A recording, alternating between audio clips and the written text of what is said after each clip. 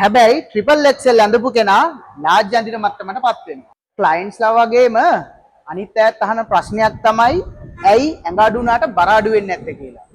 ඕකට මූලික කාරණා කීපයක් තියෙනවා. ඔයා හෙල්ති ෆුඩ් අරගෙන අවශ්‍ය ප්‍රෝටීන් ප්‍රමාණය අරගෙන ජිම් එකේ රෙසිස්ටන්සි ට්‍රේනින් කරනකොට ඔයාගේ මසල් ග්‍රෝ වෙනවා. මසල් කිලෝ එකකට වැඩිය ෆැට් කිලෝ එකක ප්‍රමාණය ටිකක් වැඩි. එතකොට ඔයාගේ ඇඳුම් බුරුල් වුණත්, ඒ කියන්නේ ෆැට් එක අඩු වුණත් මසල් ග්‍රෝ වෙලා තියෙනවා නම් සමහර වෙලාවට ඒ ෆැට් වල බර මසල් වල බරෙන් කවර් වෙනවා. ඒ වගේම තමයි ඔයා රෙසිස්ටන්සි ට්‍රේනින් කරනකොට ඔයාගේ බෝන් ඩෙන්සිටි එක වැඩි වෙනවා. බෝන් ඩෙන්සිටි එක වැඩි වෙනකොටත් බර වැඩි වෙනවා. ඔයාගේ අඩු වෙච්ච ෆැට් වල බර බෝන් ඩෙන්සිටි එකෙනුයි මසල් මෑස් එකෙනුයි කවර් වෙන්න පුළුවන්. අන්න එතකොට ඔයාගේ බරේ ලොකු වෙනසක් පේන්නේ නැහැ. හැබැයි ට්‍රිපල් එක්සෙල් ඇඳපු කෙනා ලාර්ජ් අඳින මට්ටමටපත් වෙනවා. අන්න එහෙම වෙනසක් වුණාම වැඩි කලබල වෙන්න එපා. මොකද ඔයා ඔයාගේ ගෝල් එක අචීව් කරගෙන තියෙන්නේ.